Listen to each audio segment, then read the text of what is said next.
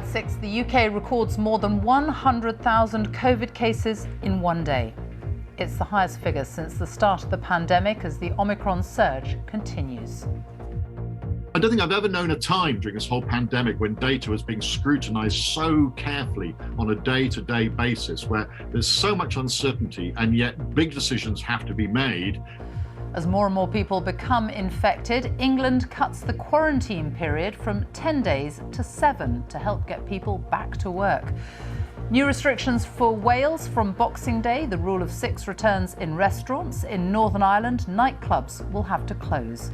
We'll have all the details on what has been announced. Also tonight, the strongest typhoon to hit the Philippines this year. We report from one of the worst hit areas a week after hundreds of people were killed. You can see up there on the roof, it's been completely torn off like a can of sardines. 90% of the buildings here have been damaged. And when video games become more than just a bit of fun, we go inside the UK's only treatment centre for people who have become addicted. And coming up on the BBC News Channel, Liverpool captain Jordan Henderson adds his voice to the concerns over player welfare as COVID numbers rise, along with Christmas fixtures.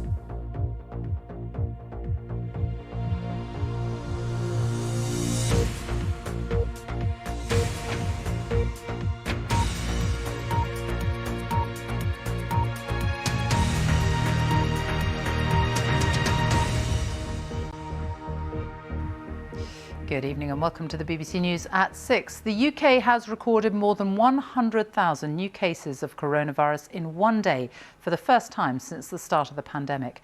With so many people being forced to self-isolate, the Health Secretary, Sajid Javid, has announced that the quarantine period for people who are infected in England is being cut from 10 days to 7 days from today. You don't have to quarantine after a week as long as you have 2 negative lateral flow tests on day 6 and day 7, and those tests must be taken a minimum of 24 hours apart. It's hoped the move will give more people the chance to spend time with their families over Christmas, and it will also help to ease the pressure on the economy with staffing levels being hit hard in many sectors. Here's our medical editor, Fergus Walsh. The festive getaway has begun, and there was an early Christmas present for many who thought they'd be isolating on the 25th after the rules in England cut the quarantine period from 10 to 7 days. Lee is already anticipating heading home. His lateral flow on day 6 was negative this morning. If tomorrow's is clear, he's free. Well, it saved Christmas for me. I thought I was kind of here till midnight on Boxing Day in self-isolation, so I can go back to the family home now and see my young daughter. People ending isolation early are urged to be cautious and not visit crowded or poorly ventilated places, because even after a week, it's still possible to be carrying the virus and it not show up on lateral flow tests. Most of the transmissions occur right at the beginning of the incubation period, even before people have symptoms. So shortening that isn't such a bad idea. Shortening it and adding the added security of we'll do a couple of tests that are actually quite good at detecting whether someone is infectious or not. That's what the lateral flow tests do. This seems reasonable to me. More than 51 million people aged over 12 in the UK have had at least one COVID vaccine, nearly 31 million 3 doses. Now, all 16 and 17-year-olds will be eligible for a booster, and those in line for first jabs is to get even younger. In the United States and several European countries, all 5 to 11-year-olds are being offered COVID jabs. In Texas, these therapy dogs provided a useful distraction. Here, only 5 to 11s in at-risk groups will be eligible for now. They'll get 2 shots 8 weeks apart, each one a third of the adult dose. We know these vaccines are effective at preventing serious disease. That's the one thing that they do reliably. And so it makes absolute sense that we offer those children that are at high risk the benefit of protection from vaccination now that the vaccine is available for the age group. New treatments are continuing to be rolled out, such as antiviral pills like molnupiravir, which should keep many of the most vulnerable from falling seriously ill. Jenny Davis, a transplant patient, has COVID, but has received an infusion of a new antibody drug, sotrovimab. People who are immune suppressed like me were generally feeling that there would be not much hope for us. Not much hope in avoiding hospitalisation anyway if we caught COVID. But this now, it's a really positive change. I could see the excitement in the doctors and nurses at the hospital. So I think it's going to be a great thing for us immune suppressed people going forward. The key question is, how bad will the Omicron wave get? London, which has the UK's highest infection rate, now has over 2,000 COVID patients in hospital. It's doubled in 4 weeks, but is still about a quarter of the level seen in January. Fergus Walsh, BBC News. Well, let's look now at the latest coronavirus figures in detail. There were 106,122 new infections recorded in the latest 24-hour period. The average over the past week is now 91,888 new cases every day. The number of people in hospital with COVID is 8,008, the first time it's been more than 8,000 for a month. 140 deaths were recorded. That's of people who died within 28 days of a positive test. 112 COVID-related deaths were recorded on average every day in the past week. On vaccinations, a record number of people had their boosters yesterday, just under 1 million, bringing the average over the past week to more than 873,000 a day. In total, nearly 31 million people have had a booster. That is 53.6% of the population who are aged over 12. Well, let's talk now to Fergus Walsh, our medical editor, who is tonight broadcasting from home. 106,000 new cases. It is, we expected that to happen, but it's still a milestone. It is a sobering milestone, Sophie. Cases have doubled in the space of 2 weeks. But given that the Omicron wave infections are said to be doubling every 2 to 3 days, it is perhaps a crumb of comfort that they're not even higher. But there are hundreds of thousands of people currently self-isolating at home. Like me, I tested positive last week, who now, if they're in England, face the prospect of being released from isolation after 7 rather than 10 days. The Scottish Government is also looking at whether to cut that period, but no decision in Scotland yet. There is some optimism today after a preliminary research has been published, a study in Scotland.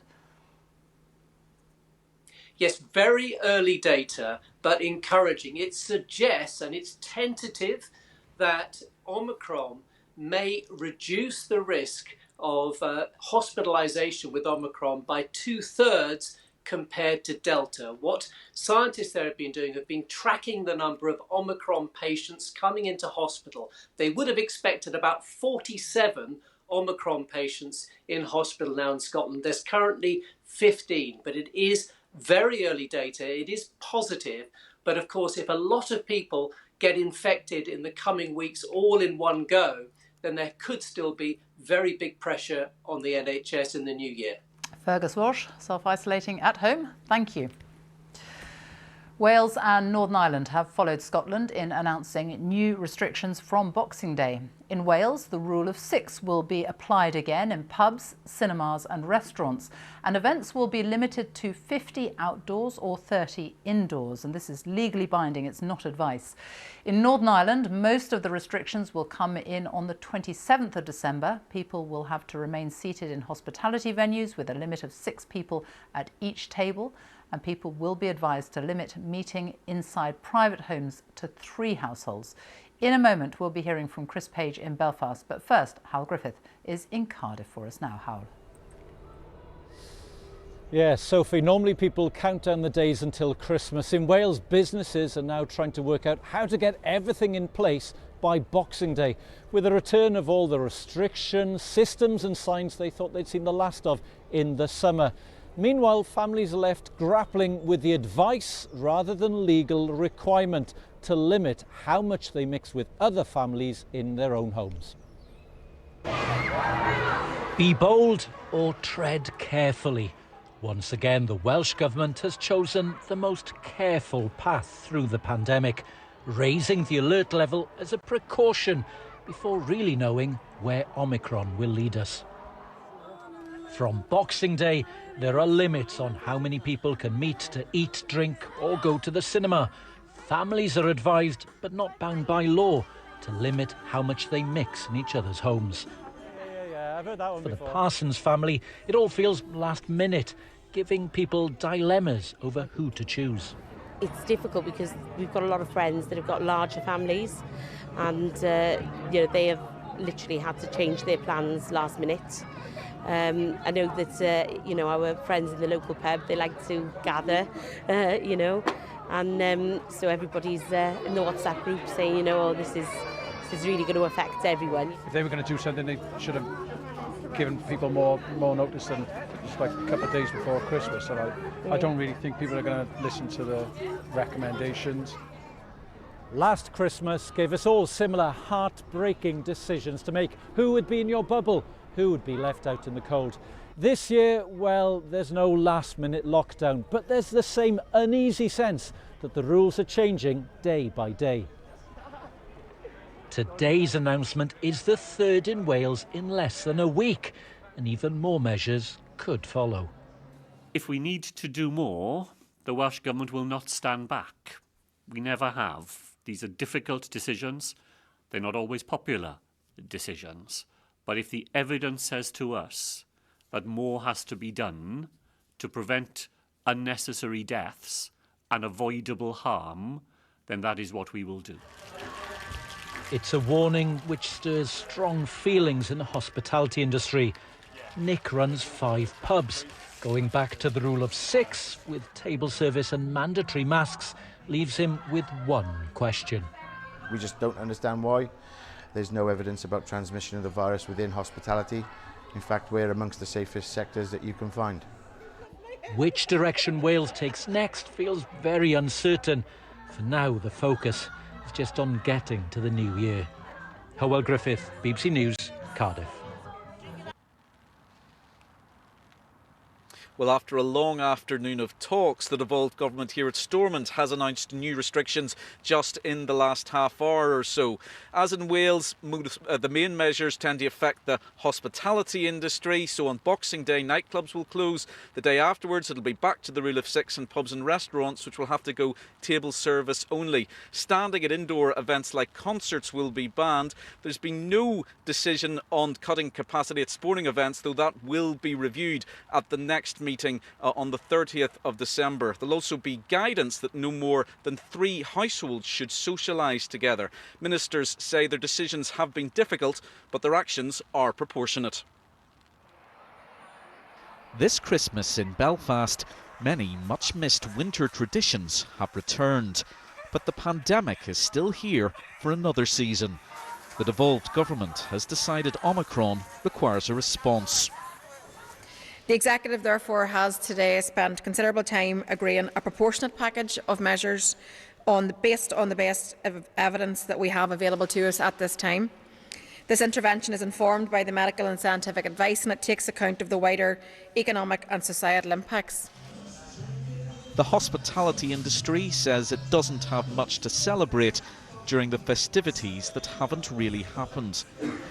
This business owner is closing one of his restaurants this week because of cancelled bookings and the spread of the virus. He says the sector deserves more help.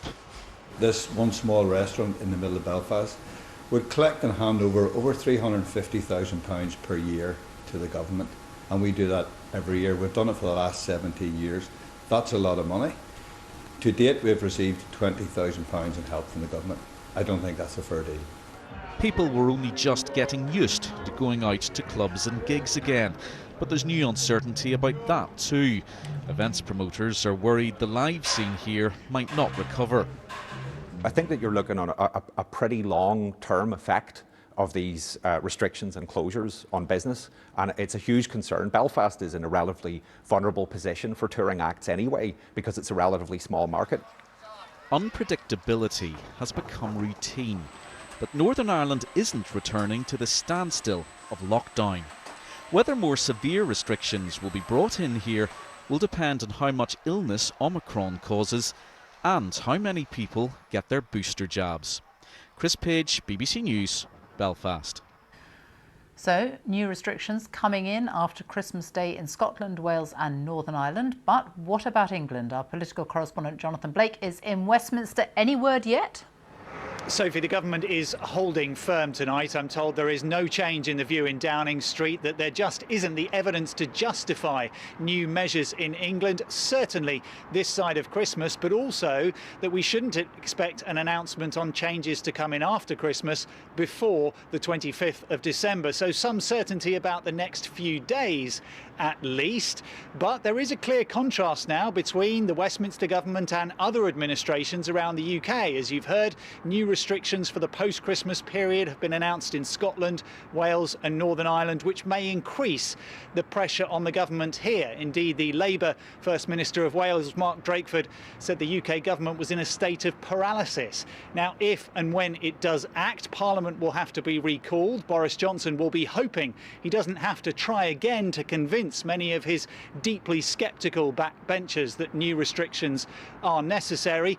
But officials and ministers are watching the data very closely, and if any significant new information were to come in, things could change and change quickly. Jonathan Blake, thank you. And you can find out more about the restrictions where you live on the BBC website. That's bbc.co.uk/news. Train operators are concerned about the impact staff sickness could have on services across the UK. The change to the self-isolation period, though, in England has been welcomed.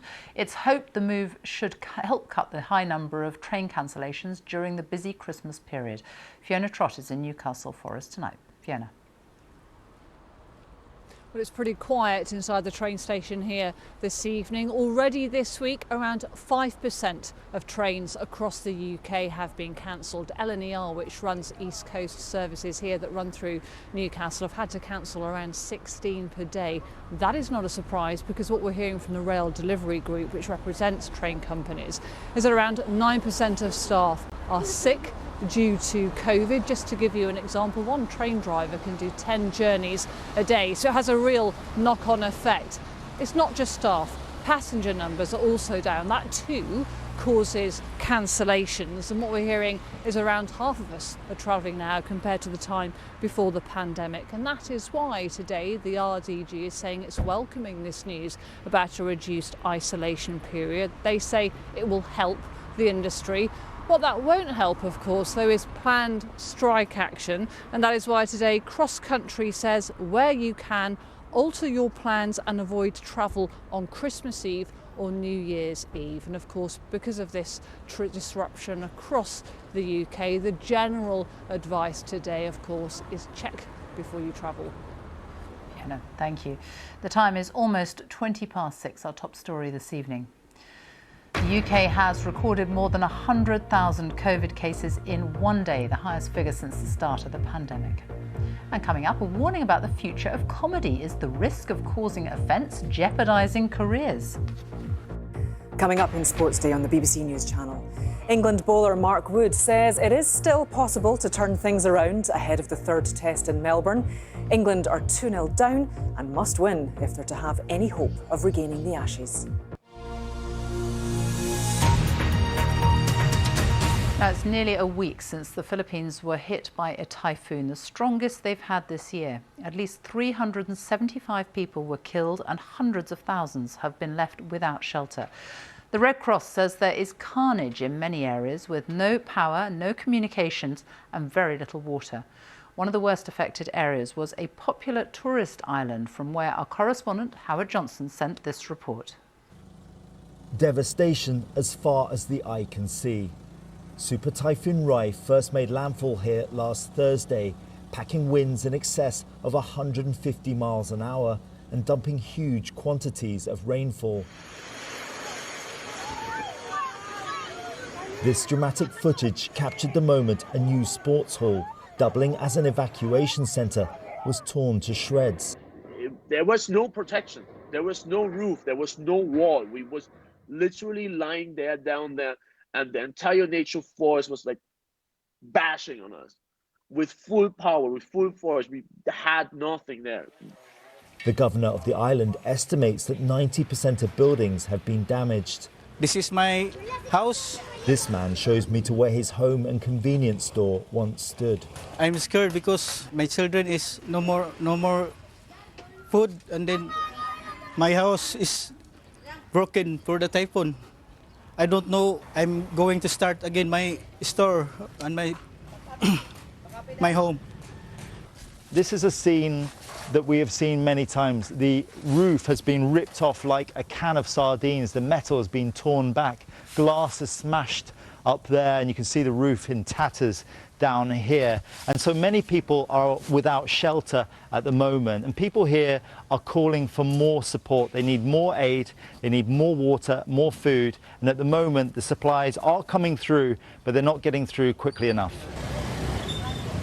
Prices for filtered bottled water have doubled in the last week, forcing some to find other sources.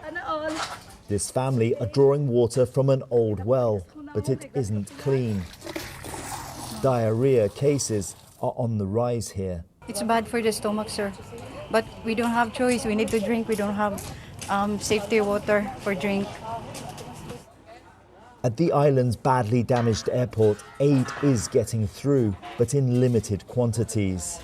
Outside, residents have been waiting for up to 3 days for a flight off the island. It's leading to a sense of panic. There's nothing. There's no system. We have to figure out ourselves. That's it. The real pandemic is not having a system. Sorry. As night falls, a newly arrived Philippine Red Cross team help islanders to speak with loved ones using their satellite phone. Help is on hand here, but there needs to be a lot more. Howard Johnson, BBC News, Siargao Island. A 44-year-old man has been sentenced to nearly 3 years in prison for stalking the former BBC Breakfast presenter Louise Minchin and one of her daughters. Mould Crown Court heard that Carl Davis from Flint had sent the women graphic and disturbing messages, causing them deep distress. The UK economy grew at a slower pace than first estimated between July and September, according to revised figures for GDP. The Office for National Statistics said during the quarter before Omicron took hold, the economy grew by 1.1% rather than 1.3%. It blamed weaker consumer spending and the impact of energy companies going out of business. Now, if you have teenagers, you'll know just how hard it can be to prise them away from their screens. And this Christmas, millions of people will be playing video games up and down the country. For many, it is just fun, an enjoyable way of spending time online with friends. But for some, it can become an addiction, one that puts a terrible strain on families. Our technology correspondent Mark Chislak has been allowed into the UK's only treatment facility for people who are addicted to video games. Having people around, you do feel a degree of embarrassment sometimes for the duration of the visit. It'll just be upstairs gaming all the time and he'll be shouting and cursing. Stephen and Louise are describing life with their 16-year-old son who suffers from gaming disorder. Until quite recently in the UK, they'd have had to have sought help privately, but now the NHS has created a specialist clinic that uses therapy to help sufferers. Hello, thank you for calling National Centre for Gaming Disorder. Based in West London, it's part of the National Centre for Behavioural Addictions. Many families see the facility as a lifeline. It's really devastating for families. Parents are very, very worried. Sometimes there, can cause real arguments. So for parents trying to sort of get people to stop gaming, they may have done things like turning off the Wi-Fi. That can cause really massive arguments, threatening behaviour, quite extreme in some cases. This is the first time TV cameras have been allowed into this facility. So far, 300 patients have walked through the doors, with many referred by parents who are desperate for help. So often people are really struggling in managing their emotions, so they can struggle with anger, anxiety and low mood. Often they also experience physical symptoms in terms of loss of sleep, and that's often because people will be gaming at night to connect with gamers abroad. Yeah, so we need to think about the groups that we're going to start in the new year. This is the only NHS clinic in the UK treating gaming disorder. Its patients are spread out across England and Wales and are often treated via video chat. Therapists here reiterate that this condition is in fact rare, and a recent Oxford University report concluded that gaming has many benefits for people's mental health and well-being, especially helping many get through the pandemic. However, for Stephen and Louise, who are only at the start of their son's treatment programme, the clinic has already helped them cope better. What was most helpful for us is talking to other parents. They made a special support group for parents who have the same gaming needs or addiction, whatever you want to call it. We meet once a fortnight on Zoom to discuss how we're doing. The greatest thing about that, in terms of benefit, is to realise that you're not alone. There's loads of other people up and down the country and all across the world that are going through the exact same situation. What do you think the future looks like for your son, and what do you think the future looks like for you as a family? I feel optimistic because on Facebook I follow a lot of people who are very like our son, but they're adults now. And I follow them because they're hugely insightful, but also it really helps me feel he will find his way. Mark Chislak, BBC News. Now, comedy is obviously about making people laugh, but what if the audience finds the joke offensive rather than funny? The actor and comedian Dame Maureen Lipman says comedy is on the verge of being wiped out because comedians are so worried about offending people that they're just avoiding controversial subjects. It's all about the so-called cancel culture, and it's not just comedians who are worrying about what they're saying, as our culture editor Katie Razzle has been finding out. I'm depressed and suicidal. Guess where I'm working? It's stand-up comedy night in Manchester. New act Faison is telling jokes that some could find offensive. I was working at Manchester Airport in aviation security. A depressed, suicidal Muslim at the airport. But who decides what's funny and what will offend? And is this tension a reflection of what's happening in wider society too? Comedians are very paranoid that they might word something the wrong way, and then that's out there forever, and then they're cancelled and they'll never gig again. Is this your idea of a joke then? Maureen Lipman, starring in Coronation Street right now, has a dramatic prediction. I think it's a revolution. Something has to be forbidden to make you really laugh, to make you really belly laugh. It's when you shouldn't be laughing. This cancel culture, this cancelling, this punishment, it's everywhere. Punishment. You know, an eye for an eye. You said that, therefore you must never work again.